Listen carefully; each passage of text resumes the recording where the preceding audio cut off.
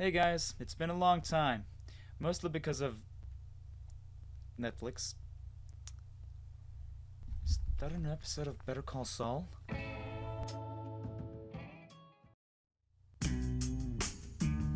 Right! The reading! Let's get on with it.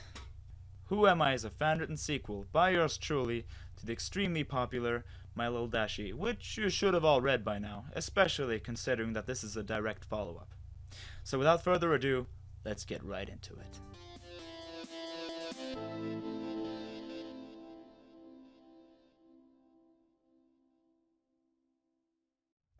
A reading of Who Am I, written by Devon Exceon, starring Anneke Thompson as Twilight Sparkle, Fluttershy, and Princess Celestia, Keovah Ookami as Pinkie Pie and Rainbow Dash, played at Angelwing as Applejack, MacKenzie Bryant as Rarity, and Spike, as well as the main protagonist, is voiced by yours truly. Also featuring additional work by Hayden White, Peppery Foundation, and Sino's Fire. Part 1. The Society. Where am I? I looked around and examined my surroundings. That place was way too bright and colorful to be reality. The trees are lime green and the sky was as light blue as a baby's pajamas. The only thing breaking the cartoony-like environment was the black circle underneath me. What is this? I thought for a moment. It must have something to do with my arrival to this place. The black circle looked like the crime scene of a lightning strike and was about 4 feet in diameter. I kneeled down and touched it. I could feel on the surface that it used to be normal dirt before it got scorched by some kind of intense energy. Now, it felt like coal. I rose back up and I was right. It did have something to do with how I got here. But that I did not find out until later. Far later. Ow! After several quick pinches and tests, I had confirmed that this was not a dream. Well, not a normal dream, in that case. My theories had led me to believe that I am either in an alternative dimension, the future, on another planet, or I'm in some sort of coma state.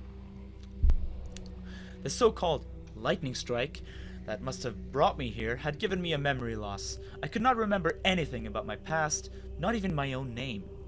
All I knew was that I am a human and that I come from Earth. Then that was pretty much it. All of my other memories were blurry. It was as if they were floating around in my mind, in arm's reach.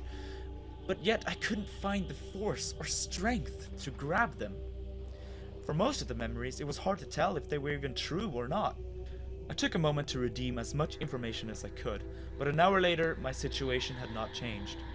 I am human, and I am from Earth, where several other humans also live in some sort of society. Oh, and yeah, for some reason, I had no problems with speaking English. To make sure of this, I began whispering, I am human, and I am from Earth. I felt the frustration taken over me. I am human, and I am from Earth. Now I was screaming from the top of my lungs. I am human, and I am from Earth, but I don't know my own freaking name, nor do I have any clue about my past, present, or future. All I wanted was to rest and try to solve this cruel riddle spawned in my mind by whatever force that had brought me here to this ridiculously colorful place. But no. Now it was the time to act. My amnesia had not given any sign of quitting, and sitting down on the ground definitely wasn't going to help it. I had to explore. If God put me in this place, he must have done it for a reason. And that reason was not going to land on my nose. I had to find it. I shook my legs and arms to warn them about the long walk I was about to start, and I took one last look around to make sure that there were no clues left behind surrounding what the hell happened here. Of course, other than the scorched circle, there were none. I had just started to walk when I noticed something. In the distance, next to a puke green bush, I saw what looked to be a pair of eyes. But they were huge and could possibly not come from any human. The purple iris surrounding the giant black and shining pupils was glued to my mind. For a second, our eyes connected. I looked into the creature's eyes, and my body was filled with a warm, fuzzy feeling that made me feel like everything was alright. I stepped back on a stick. and as it made a large cracking noise, I snapped back to reality, or whatever place I was currently visiting. My mouth flung open and I yelled, "Hey! You have to help me! Hey!" The eye contact broke and the purple eyes disappeared into the shadows. I could hear the sound of feet running away. Wait, scratch that. That was definitely not the sound of human feet. It was louder and sounded like coconuts being slammed together. It sounded almost like a horse. So was this still Earth? I started to run a few feet, but my legs were still unsteady since my appearance here, and the creature was much faster. Soon the cloppity-clop-like noise was all out of reach, and the sound was gone. All I could do was to keep walking in that direction and debunk theories left and right, but I could still not get those eyes out of my mind. Those purple eyes.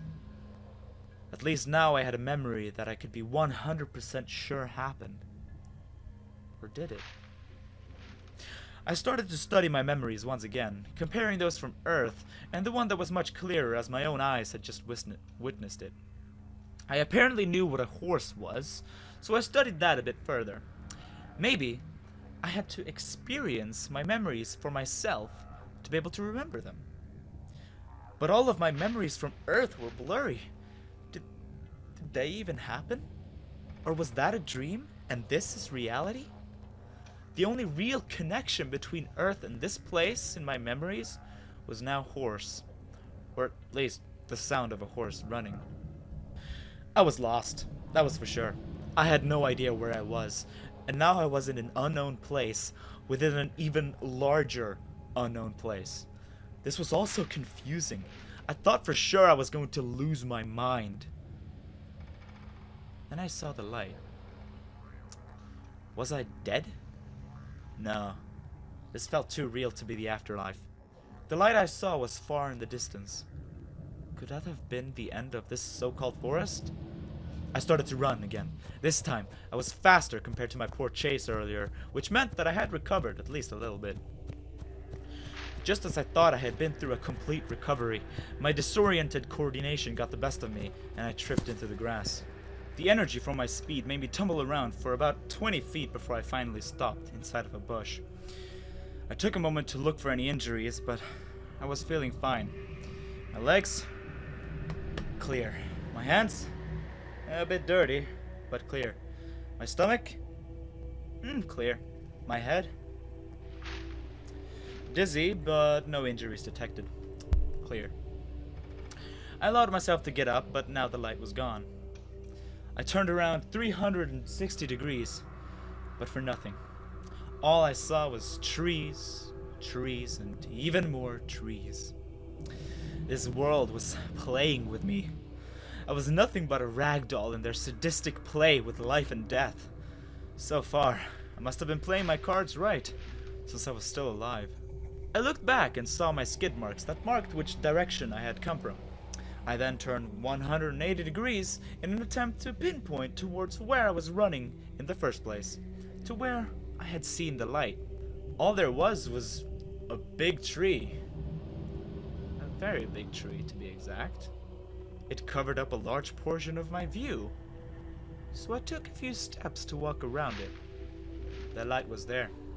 It had been there the whole time, while that stupid giant tree had been making me worried about my consciousness again.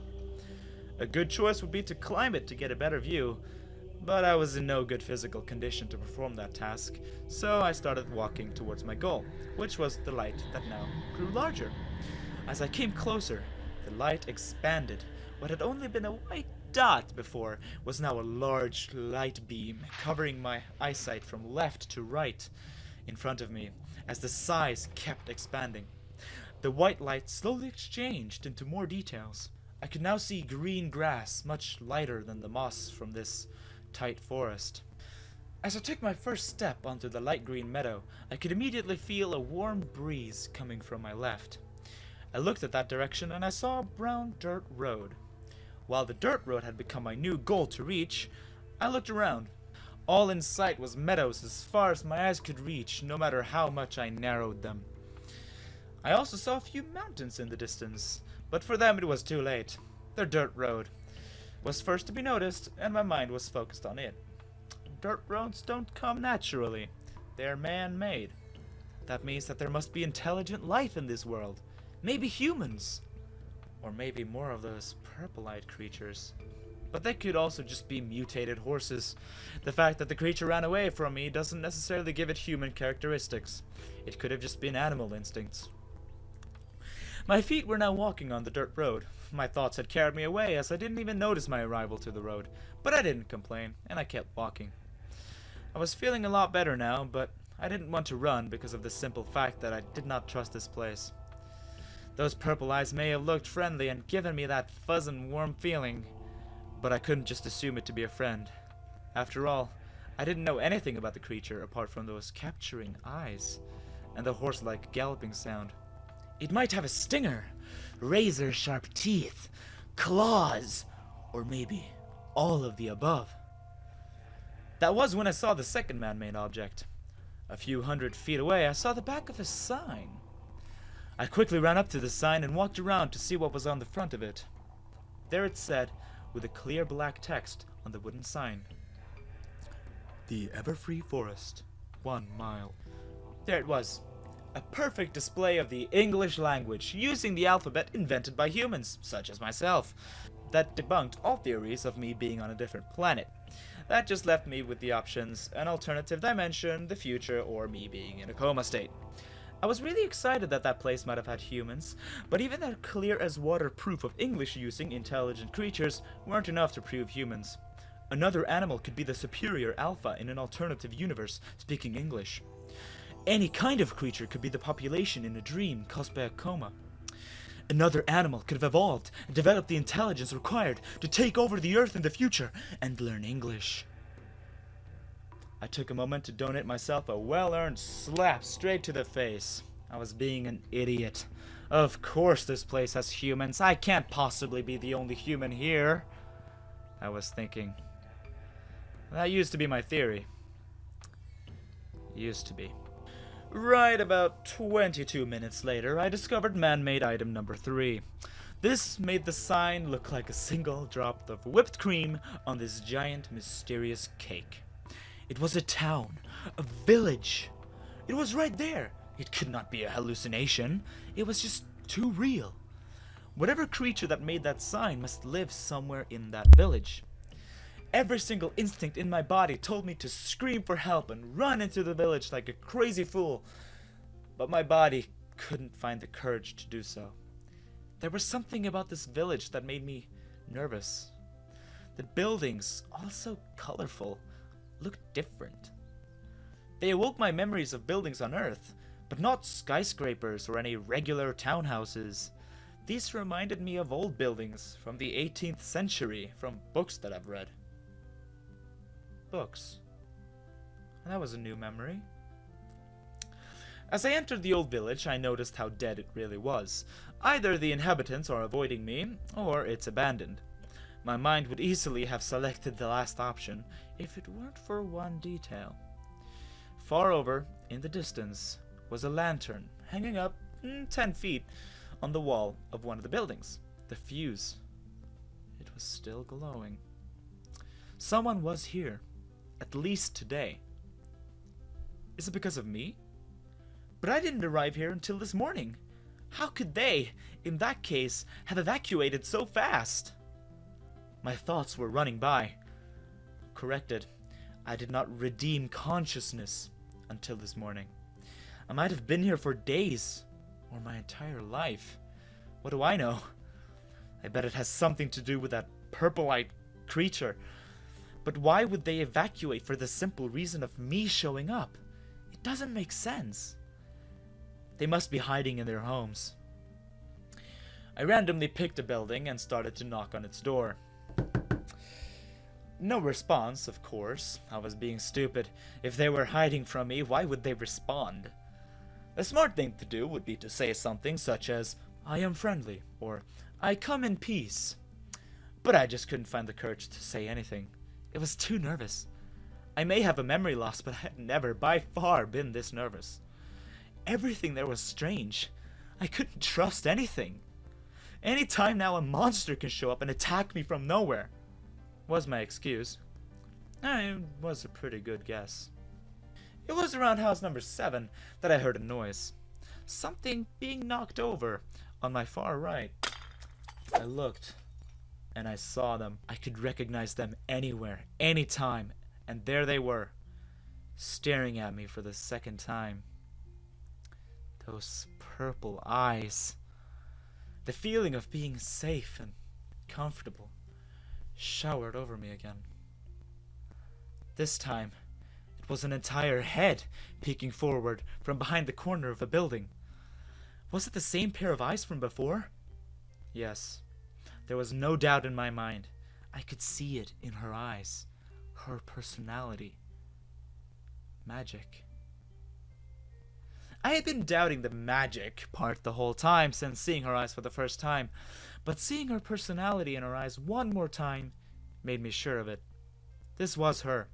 She had dark purple hair with 2 strings of different lighter tones of purple in it as well. No matter if it was dyed on her or she was born with it, it looked good on her. She had yet another shade of purple skin in her face and neck. All of her was a rainbow of different shades of purple. Was it a she? I didn't know. But her personality shouted female, so it was my assumption. Also, the galloping sounds her feet made while running earlier today explained themselves. I was staring at some sort of mutated pony's head. "Hey, it's you!" I shouted. The purple so-called pony head disappeared behind the corner, and the all-so-familiar galloping sounds came over my ears once more. This time, she was not going to get away that easily. "Hey, wait!" I was surprised how fast I could run compared to before. I had regained my strength and my agility almost to a complete recovery. In the matter of seconds, I had turned the corner in which I saw the creature's head peek out, then disappear. I could hear the galloping footsteps but the distance between us grew larger, which confirmed that the pony, in fact, was faster than me in speed.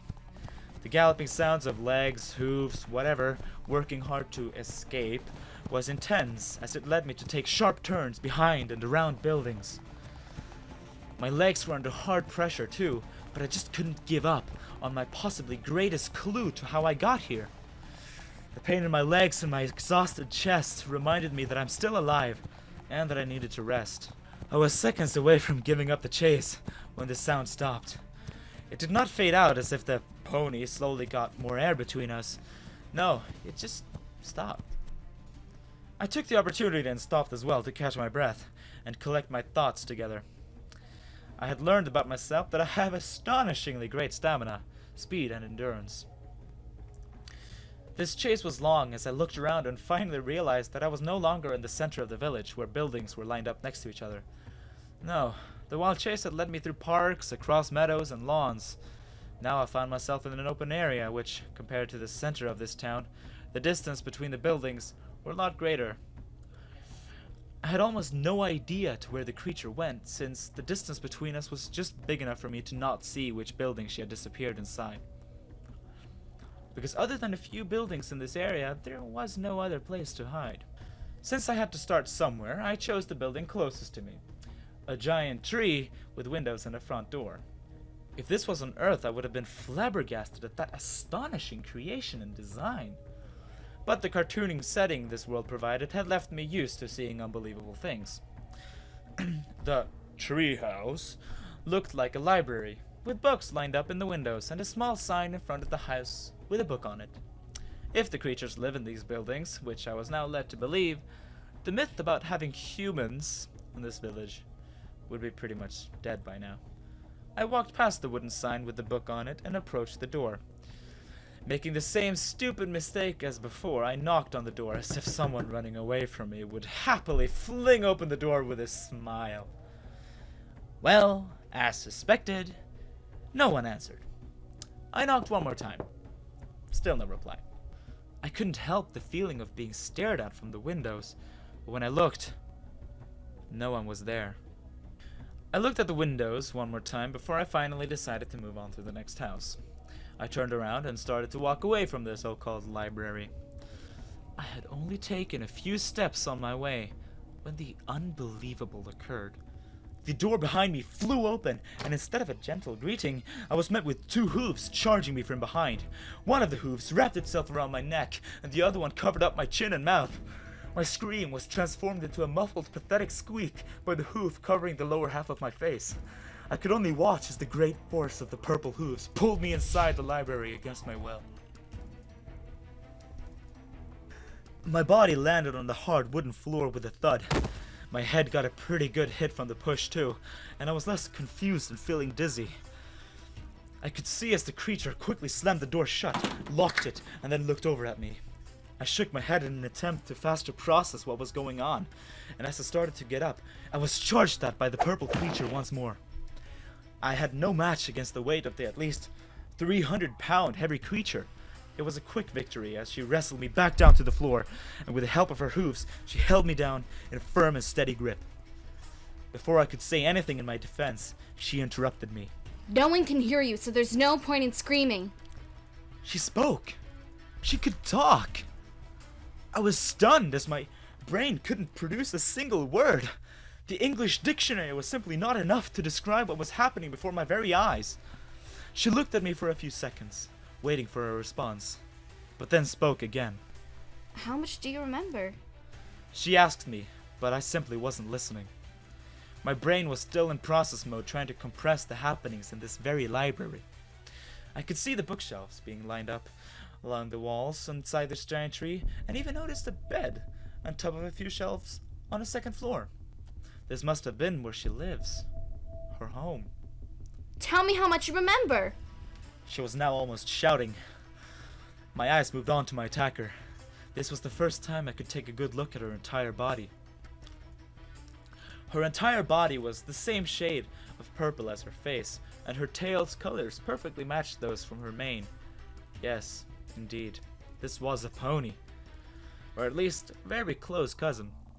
She also had a tattoo on her flank in the shape of a sparkle, or at least it looked like a tattoo. Keeping the old houses in mind, I didn't imagine them having modern tattooing tools. She was now finally able to get my attention as she now shook my body while yelling. Listen, I know you can speak and I've heard you do it before. Do not try any tricks with me, and answer my question. How much do you remember? I finally gathered my senses together and gave her the response she had been waiting for. You can speak? You don't remember me? Her eyes suddenly looked far friendlier as I shook my head in response. The only part of my body I could move under the weight of this beast. She looked satisfied with her answer, but was still holding me down. How much do you remember of this place exactly? Have I been here before? I can honestly not remember anything from this place. It's all so colorful. All I can remember is key items such as trees and buildings. I looked over to the side. Books, furniture, etc. I don't remember you. Only items from Earth, which is where I come from.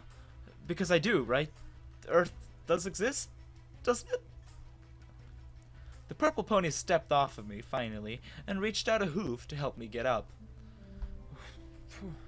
Yes, and don't worry, I'll do all I can to help you get there again, but you have to promise me not to show yourself to anyone.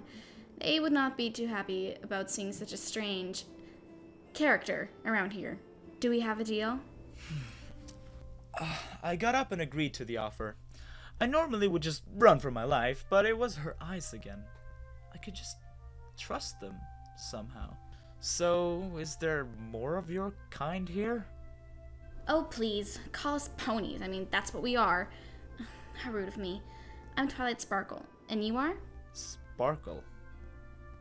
Her tattoo. So that's why she has it. I don't know. I don't remember. I scratched my head to show her that I was confused. Oh, yeah. Sorry, I forgot about that. You don't go worry now. I'll do all I can to help you remember. How did she know about my memory loss? Maybe she overheard my scream in the forest, but why doesn't she want anyone else to know about my existence? Something was not right there, and I could almost bet that she had something to do with how I got there. My arms and legs were aching from the charge, and being under such powerful pressure for so long, so I took a seat on the floor. You must be very tired. You need some sleep. You can borrow my bed. She led me up the staircase and showed me to the bed. She even helped tucking me in. Kindness exploded inside me, and I felt like I could live like this forever. For the rest of my life. But I just could not give up the feeling that something was wrong. Apart from the whole different universe thing, that is. Why did all of the ponies hide from me then? Did Twilight warn them to avoid me being seen? In that case, why didn't she just tell me that? And why exactly can't I be seen? After discussing this topic for a while in my head, my muscles and brain took a well-earned break, and I fell asleep. That was part 1, The Society. Next up is part 2, The Discovery.